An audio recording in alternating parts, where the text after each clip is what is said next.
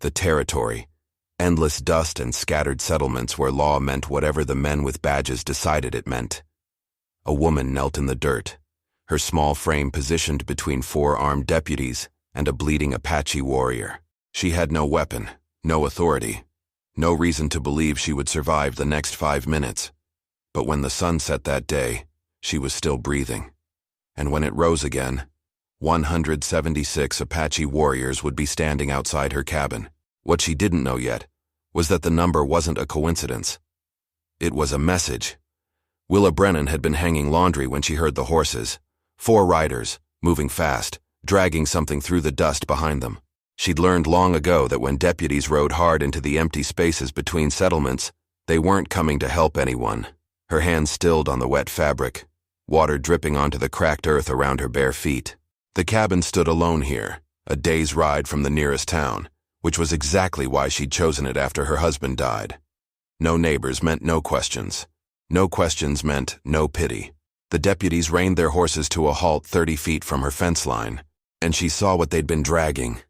A young man, Apache by his clothing and the long black hair matted with blood. They'd tied a rope around his chest and pulled him behind the horses like hunters would drag a deer carcass. His face was swollen, one eye completely shut, and he wasn't moving. The deputy in the lead, a thick-shouldered man with a dusty coat and a star pinned to his chest, swung down from his saddle. "You see this?" he called to her, his voice carrying easy authority. "You see what happens when they come sniffing around where they don't belong?" Willa said nothing. Her fingers gripped the wet shirt in her hands, knuckles white, but her face remained carefully neutral. She'd survived 3 years alone out here by knowing when to speak and when silence was the only safety. The deputy she now recognized as Vernon Ketch walked closer to the prone figure and kicked him in the ribs. The young Apache didn't react. Couldn't. Maybe. "Found him trying to steal a horse from the Brennan ranch," Ketch continued, then paused, his eyes narrowing as he looked at her more carefully. "Wait, you're the Brennan widow, aren't you?" He grinned, showing tobacco-stained teeth. "Well, ma'am, we've saved you the trouble of dealing with this thief yourself." The lie was so casual it almost sounded rehearsed. Willa knew every horse on her late husband's old property. She'd sold them all 2 years ago. There were no horses to steal. And she recognized something else too, something that made her stomach turn cold. The young man's hands weren't bound. His weapons weren't on him, but there were no weapons nearby either. They'd stripped him, beaten him, and dragged him to the middle of nowhere for sport. Ketch kicked the Apache again, harder this time. A wet, ugly sound. Still no movement. "He dead yet?" one of the other deputies asked, a younger man with nervous energy. "Not quite," Ketch said. He pulled his pistol from its holster, checked the cylinder with casual efficiency. "Guess we'll finish it proper like." Willa's body moved before her mind caught up. She dropped the wet shirt and stepped off her porch, walking directly toward the deputies. Her legs felt strange, disconnected, like they belonged to someone braver. Vernon Ketch looked up in surprise as she crossed the distance between them and knelt in the dust beside the Apache, placing her body between him and the gun. "No," she said. Her voice came out smaller than she wanted, but it came out. The 4 deputies stared at her like she'd grown a second head. The silence stretched so long she could hear the wind moving through the dry grass beyond her fence. Vernon Ketch's face shifted from surprise to something darker. "You got any idea what you just did, woman?" She did. She knew exactly what she'd done. But the young man beneath her was still breathing, shallow and wet-sounding, and if she moved now, he wouldn't be breathing much longer. So she stayed there, kneeling in the dirt with her heart hammering so hard, she thought they could probably see it through her worn cotton blouse. And she didn't answer, because there was nothing to say that would make this better. Ketch holstered his pistol slowly, his jaw working like he was chewing something tough. Then he looked at his men and jerked his head toward their horses. They mounted up without a word, well-trained in reading their leader's moods. But before he climbed into his own saddle, Ketch walked close enough that Willa could smell the whiskey on his breath. "We'll remember this," he said quietly. "We'll remember you chose his side." Then they rode off, leaving her kneeling there in the dust beside a dying stranger, wondering what she'd just brought down on herself, and not knowing that before the next sunrise the answer would arrive. 176 strong, The Apache didn't wake when she dragged him inside. Willa got her arms under his shoulders and pulled, her boots scraping against the wooden floor, leaving a trail of disturbed dust and dried blood. He was heavier than he looked, all lean muscle and dead weight. She managed to get him onto the narrow bed in the corner, the same bed where her husband had died 3 winters ago. The frame creaked under the new weight, a sound she hadn't heard in so long it felt like hearing a ghost speak. His breathing came in shallow, rattling pulls. She'd heard that sound before when her husband's horse had rolled on him and crushed his ribs. He'd lasted 2 days making that exact noise before his lungs filled with fluid, and he drowned on dry land. This young man had maybe less time than that. Willa pumped water into her basin, the handle squeaking with each stroke. Her hands shook as she wrung out a cloth and started cleaning the blood from his face. The split above his eye would need stitching. 3 of his ribs felt wrong when she pressed gently against his side, giving where they shouldn't. His right shoulder had been wrenched backward, probably from being dragged by the rope. And there were boot prints, actual boot prints, bruised into his skin across his stomach and back. She worked through the afternoon and into evening, doing what she could with the limited supplies she had. Thread meant for mending clothes became sutures. Strips torn from an old sheet became bandages. A wooden spoon wrapped in fabric became a splint for 2 fingers on his left hand that bent at angles fingers shouldn't bend. The whole time, she kept looking toward the door, expecting to hear horses returning. Vernon Ketch's words circled in her head like vultures. "We'll remember you chose his side. Men like Ketch didn't make empty threats. They made examples." And she'd made herself an example the moment she put her body between his gun and this stranger. As darkness fell, she lit a single candle and positioned it on the table away from the window. No sense advertising that she was still awake. The Apache's breathing had settled somewhat, less rattling, more steady. That was something. She sat in the chair beside the bed, her rifle across her lap. She'd never fired it at a person before, but she'd killed plenty of rabbits and 2 coyotes. She told herself a man wasn't much different if it came to that. She told herself she could do it if she had to. The night stretched long and quiet except for the occasional pop of the candle and the sound of his breathing. Around midnight, she noticed his eyes had opened. Just barely, the one that wasn't swollen shut. He was looking at her, or trying to. She couldn't read the expression there. Fear, maybe. Or confusion about why he was alive and indoors instead of dead in the dirt. "You're safe," she said quietly, though she had no idea if that was true. "They're gone." He blinked once, slow and deliberate. Then his eye closed again, and his breathing deepened. Not unconscious, she realized, just conserving strength. Smart. She must have dozed sometime before dawn, because she woke to find the candle had burned down to a stub and pale light was coming through the gaps in the walls. Her neck ached from sleeping upright in the chair. The Apache was still breathing, still unconscious or pretending to be. That was good. Every hour he survived improved his chances. Willa stood, her joints protesting, and walked to the window. She needed to check the fence line, needed to feed the chicken she kept behind the cabin, needed to start her day like any other day, even though nothing about this day would be normal. She pushed the door open and stepped onto the porch. Then she stopped breathing. The valley beyond her cabin had filled with people. Not a dozen, not 50, hundreds. They sat on horses arranged in precise lines that seemed to stretch back forever into the morning haze. Warriors with painted faces and traditional dress. Women on horseback holding children. Elders watching her with expressions she couldn't decipher. And at the front, a man wearing a ceremonial headdress sat motionless on a black horse, his eyes fixed directly on her door. Willa's rifle slipped from her numb fingers and clattered against the porch wood. She couldn't count them all. There were too many. But her mind tried anyway, numbering them in desperate rows. 100. More. Many more. The man with the headdress raised one hand. Not in threat. Just acknowledgement. He'd seen her see them. And Willa understood with sudden, crystalline clarity that whatever was about to happen next, there was no running from it, no hiding, no pretending she hadn't made the choice she'd made yesterday. The answer to Vernon Ketch's question had arrived. They'd all come to answer it. Time moved strangely when you were certain you were about to die. Willa couldn't tell if she'd been standing there for seconds or minutes, frozen on her porch while hundreds of Apache warriors watched her in absolute silence. The only sound was wind moving through the valley and the occasional shift of a horse's weight. No one spoke. No one moved forward. They just waited. The man with the headdress finally dismounted. His movements were deliberate, careful not to seem aggressive. 2 other men dismounted with him, flanking him on either side. All 3 walked toward her cabin with measured steps, their hands visible and empty of weapons. Willa's throat had gone so dry she couldn't have spoken if she'd wanted to.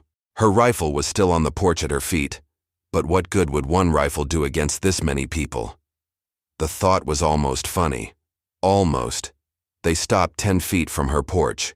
Up close, she could see the man with the headdress was older than she'd first thought. Maybe 50, with lines carved deep around his eyes and mouth. Those eyes held something she couldn't quite name. Not anger, not quite gratitude either. Something heavier than both. One of the younger men beside him spoke first, his English careful and accented but clear. "The woman who stopped the lawmen, you are her?" Willa's voice came out as barely more than a whisper. "Yes." The younger man translated to the leader, who nodded once, his expression unchanged. Then the leader spoke, several sentences in his own language, fluid and musical in a way that made Willa realize she'd never actually heard Apache spoken before. Only shouted commands and curses from men like Vernon Ketch. "He says you have his son inside your house," the translator said. "The boy they were beating. Nako is his name. Is he alive?" "Yes," Willa managed. "He's hurt bad. Ribs broken, maybe worse. But he's alive." More translation. The leader's face shifted slightly, something that might have been relief or might have been something else entirely. He spoke again, longer this time, gesturing toward the cabin, and then back toward the assembled people behind him. "He wants to know why you did it," the translator said. "Why you stopped men with guns when you have no weapons. Why you took his son inside when you don't know our people. Why you risked your own life for someone who means nothing to you." Willa looked past them at the sea of faces watching her. Women, children, old men and young warriors, all of them waiting for her answer. She thought about Vernon Ketch's boot crushing into Nako's ribs. She thought about how easy it would have been to stay on her porch, to pretend she hadn't seen anything, to let nature take whatever course it was going to take. "Because it was wrong," she said finally. Simple as that. What they were doing was wrong. The translator spoke to the leader. The leader studied her for a long moment, his weathered face unreadable. Then he said something short, just a few words.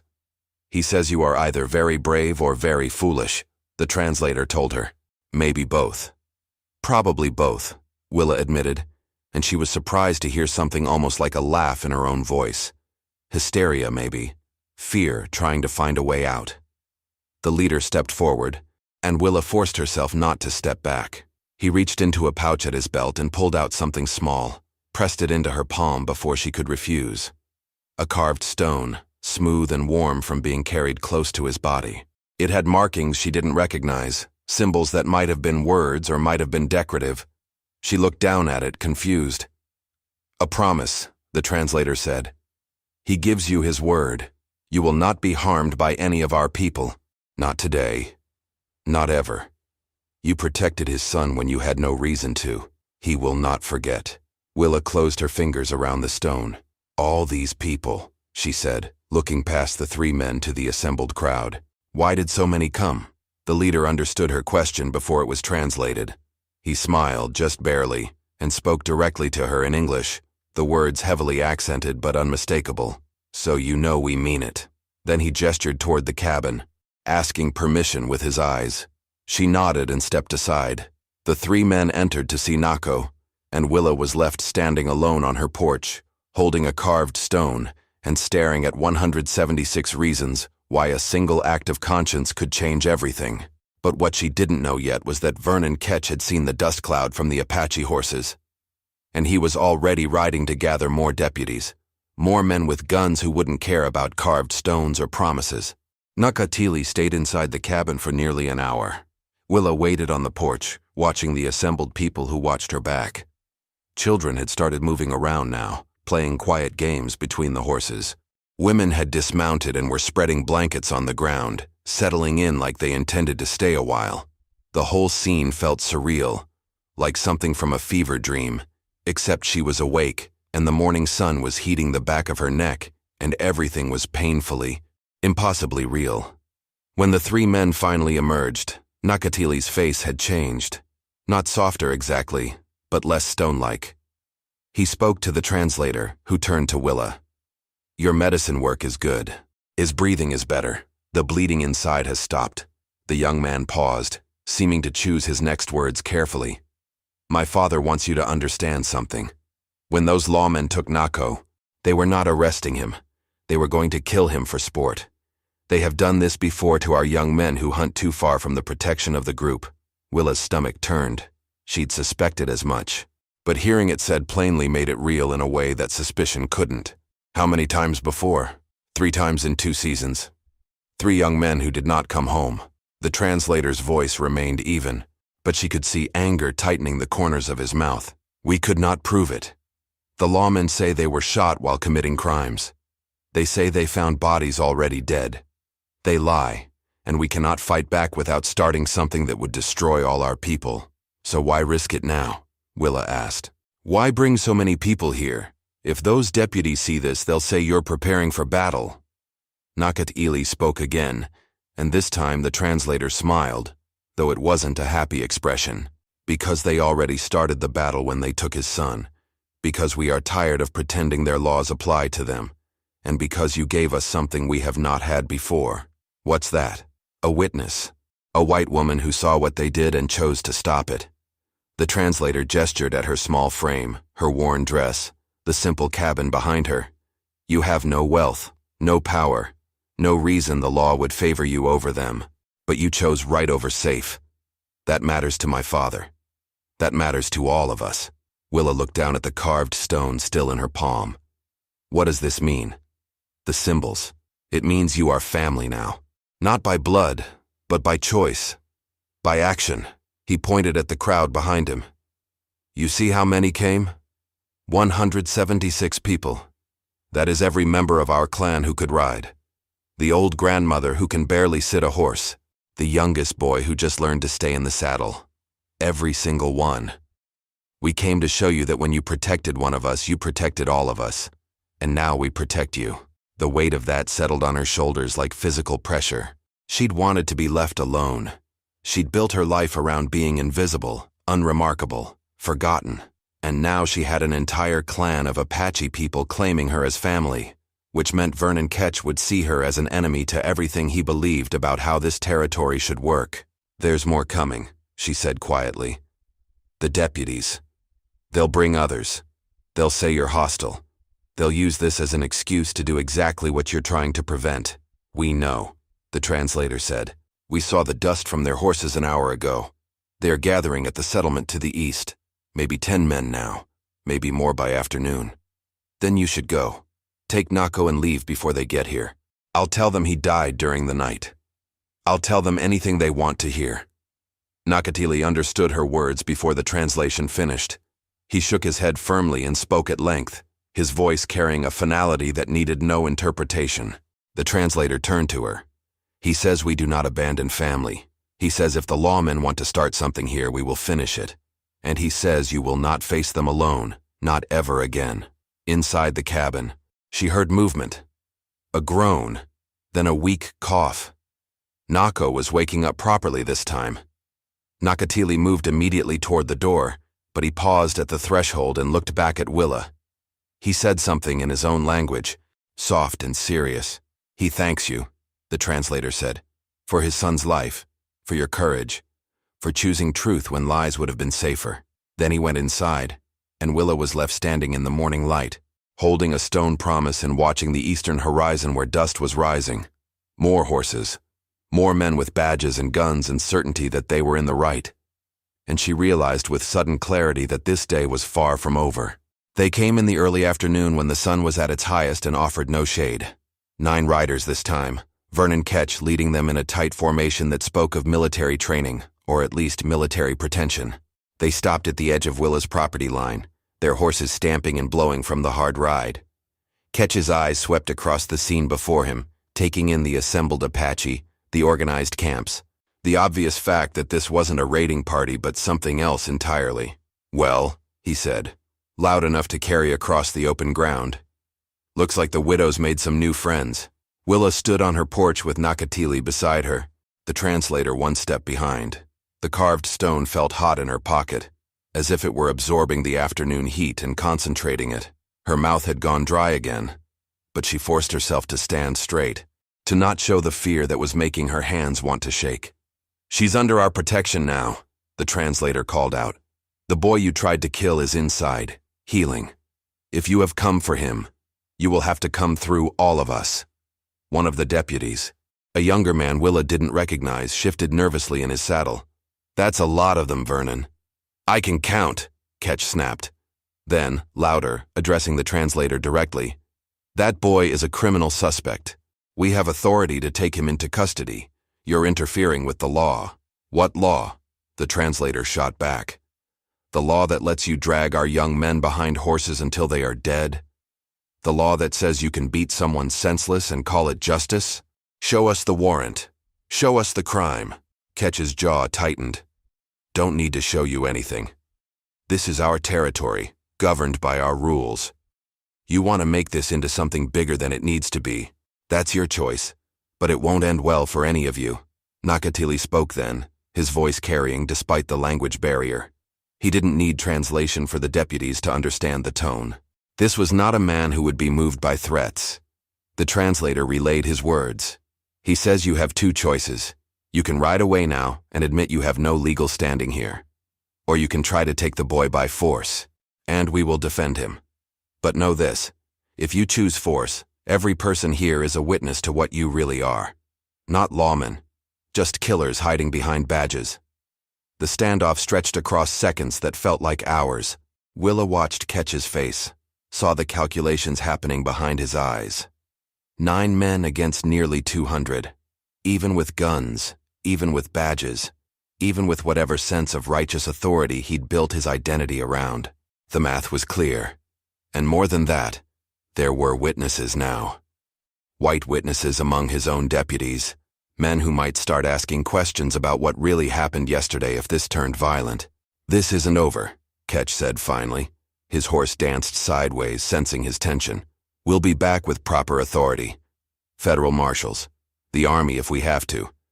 You want to protect a thief and make an enemy of the law. That blood's on your hands." "The only blood here is the blood you spilled," the translator said evenly. "And everyone knows it now." Ketch wheeled his horse around with more force than necessary, jerking the reins hard enough to make the animal toss its head. His deputies followed, some of them looking back over their shoulders at the assembled Apache with expressions that were hard to read. Fear, maybe, or uncertainty, or just the realization that the story they'd been told about how things worked out here didn't match what they were seeing with their own eyes. When the dust from their departure had settled, Nakatili turned to Willa and spoke quietly. The translator provided the words, "They will be back. Maybe not today, maybe not tomorrow. But men like that do not forget being challenged. You understand this?" "I do," Willa said. And she did. She'd understood it from the moment she'd knelt in the dirt beside Nako.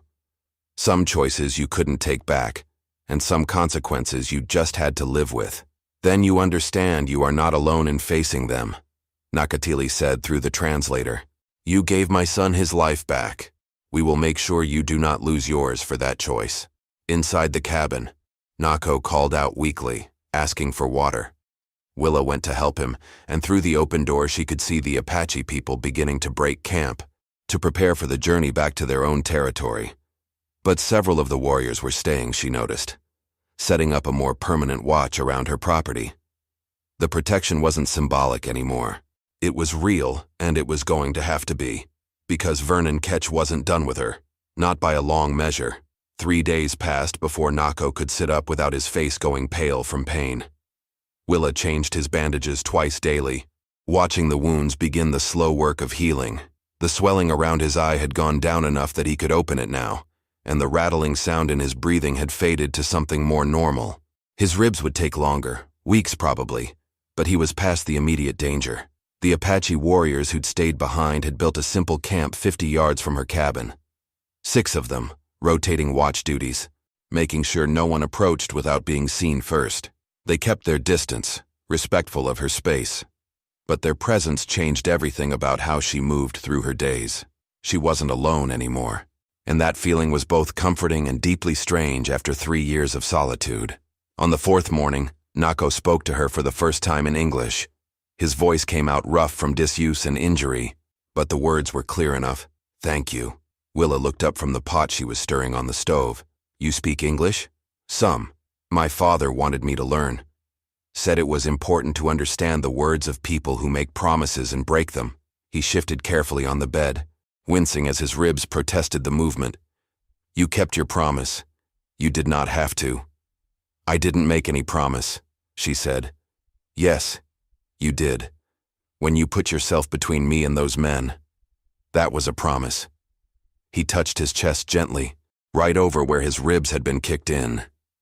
"You said this life matters. You said it without words, but you said it." Willa turned back to the pot, not sure how to respond to that. She ladled out some thin soup and brought it to him, helping him sit up enough to eat without choking. His hands shook from weakness, but he managed to get the food down. "The one who did this," Nako said after he'd eaten. "Vernon Ketch. He will not stop. He does not know how to stop.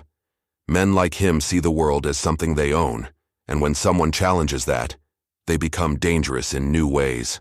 "I know," Willa said quietly. "I've known men like him before.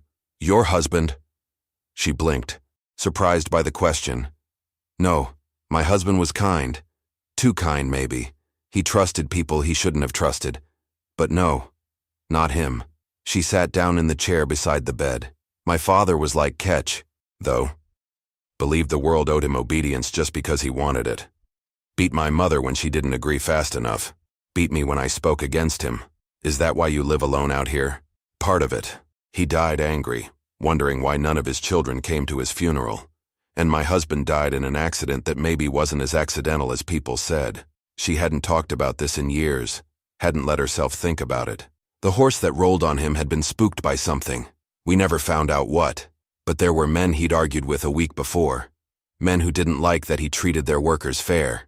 Nako nodded slowly, understanding more than what she'd said aloud.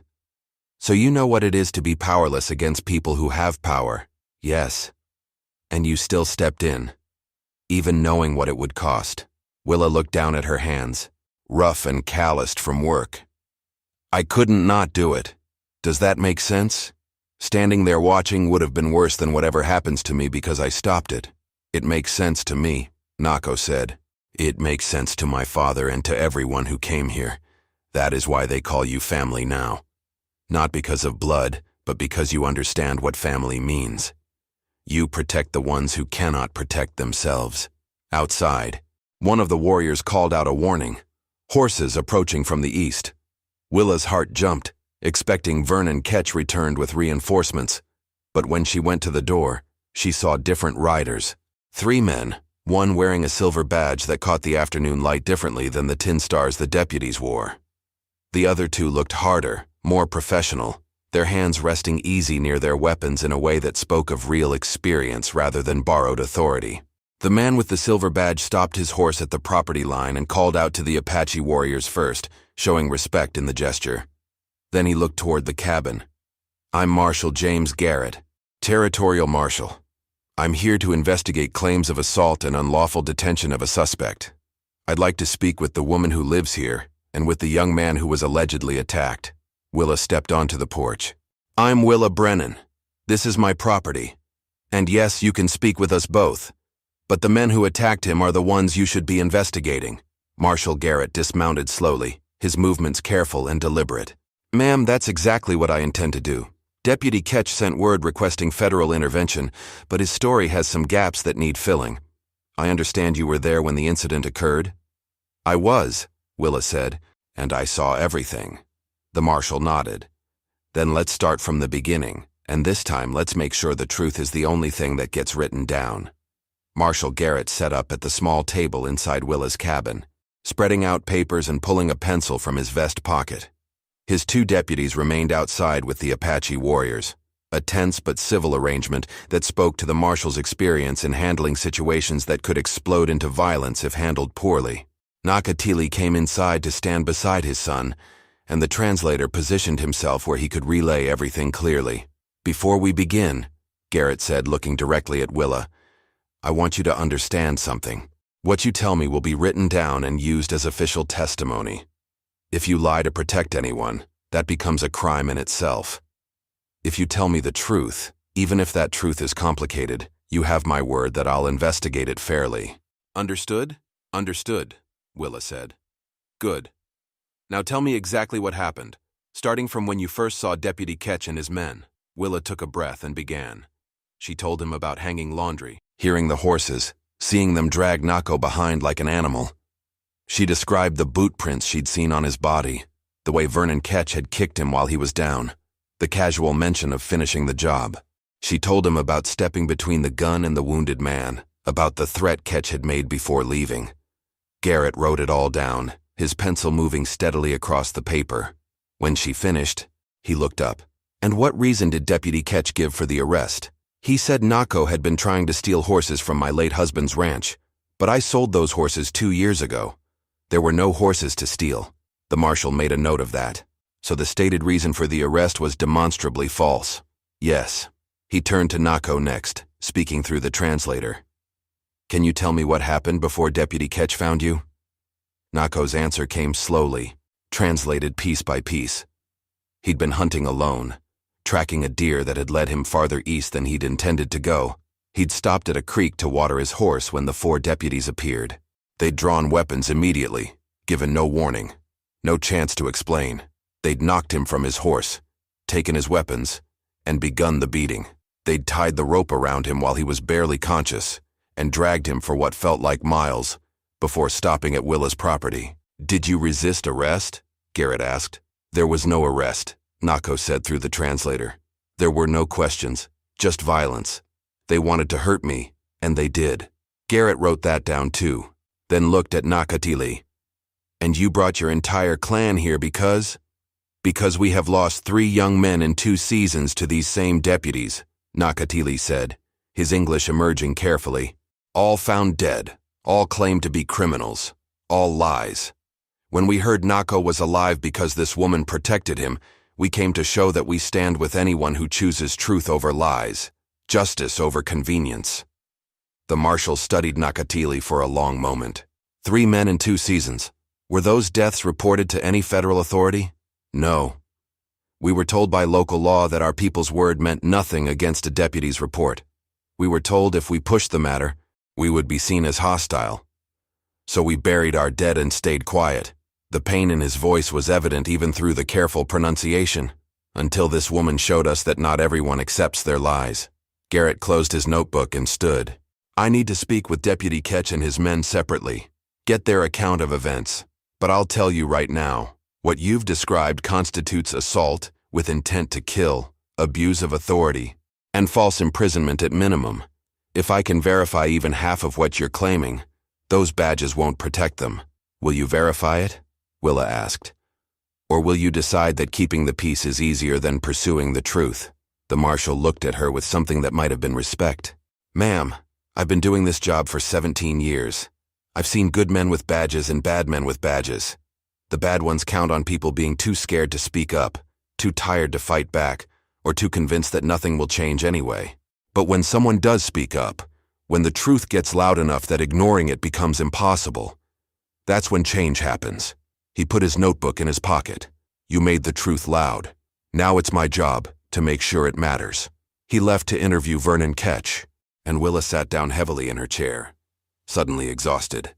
Nakatili placed a hand on her shoulder, a brief gesture of solidarity. "The hard part is over," he said quietly. But Willa knew better. The hard part was just beginning. Because even if Marshal Garrett did everything right, even if justice actually happened for once, she'd made enemies who wouldn't forget.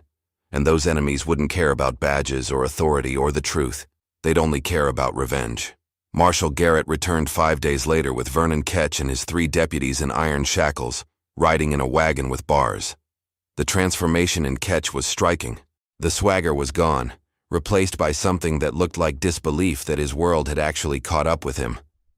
The other deputies looked worse, haunted by whatever consequences were waiting for them at the territorial capital. "Ma'am," Garrett said, dismounting at Willa's fence line. Wanted you to see this before we transport them. Figured you'd earned that much. Willa stood on her porch with Nako beside her, leaning on a walking stick but standing on his own now. The ribs were still healing, would be tender for weeks yet, but the immediate danger had passed. His father and several warriors stood nearby, witnesses to this moment. What did you find? Willa asked. Everything you said checked out. More than that, actually. I talked to people in 3 settlements who'd been too afraid to speak up before. Found the families of those 3 young Apache men who disappeared. Got testimony from 2 other deputies who'd been pressured to stay quiet about what they saw. Garrett pulled out an official document, unfolded it.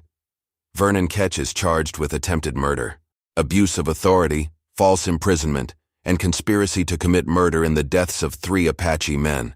His deputies face similar charges, though 2 of them cooperated fully once they understood the alternative.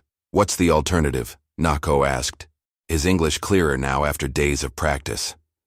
Hanging, Garrett said flatly. The territorial judge doesn't take kindly to lawmen who abuse their position, especially when the evidence is this clear. He looked at Vernon Ketch in the wagon. They'll be tried in the capital. If convicted, which seems likely given what I've gathered, they'll lose their badges and serve time in the territorial prison. Ketch is looking at 20 years minimum. Ketch stared at Willa with pure hatred. This is your fault, he spat. You chose them over your own kind. I chose right over wrong, Willa said quietly. That's not the same thing as choosing sides. Tell yourself that when they turn on you. Tell yourself that when you need help, and no white man will lift a finger because you're a traitor to your race. Marshal Garrett slammed his hand against the wagon bars. That's enough. You don't get to speak anymore. Ketch. You lost that privilege when you decided badges meant you could kill whoever you wanted. The wagon rolled away toward the territorial capital, and Willa watched until it disappeared beyond the horizon. The weight she'd been carrying since that first afternoon began to lift, not completely but enough that she could breathe deeper. It is done, Nakatili said, standing beside her. Justice, real justice, not the kind they usually give our people. It's not over, Willa said. Ketch was right about one thing. There will be people who see what I did as betrayal, who won't want to trade with me or help me if I need it. Then they are not your people, Nako said. We are your people now. You will not face those consequences alone. 3 months later, Willa's cabin had changed.